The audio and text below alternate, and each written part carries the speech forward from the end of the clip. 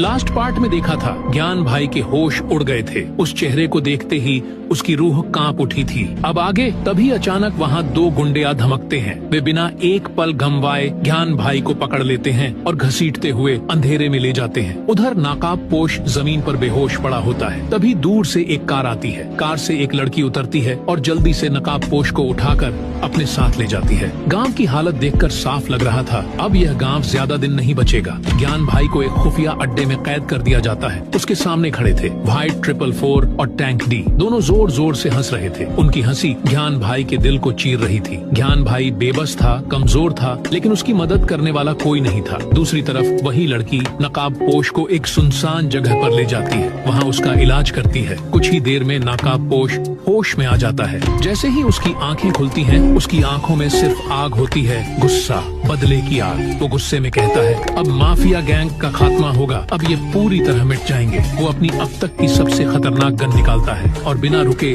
वहाँ से निकल जाता है।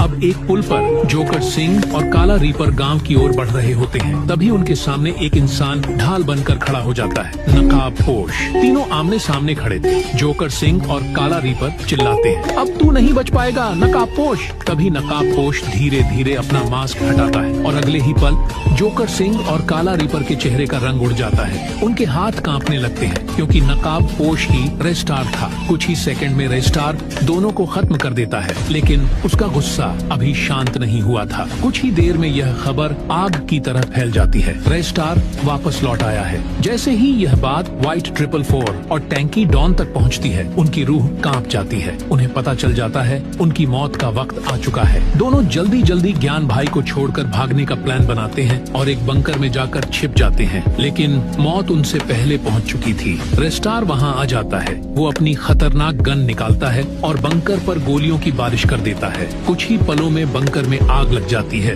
और देखते ही देखते पूरा बंकर एक भयानक धमाके के साथ ब्लास्ट हो जाता है। विलन रेस्टार की कहानी यहीं खत्म होती है। अगर आप इस कहानी को और भी ज्यादा दर्दनाक अंदाज में फिर से देखना चाहते हैं तो कमेंट जरूर करना, मैं इसका फुल वीडियो बना दूंगा।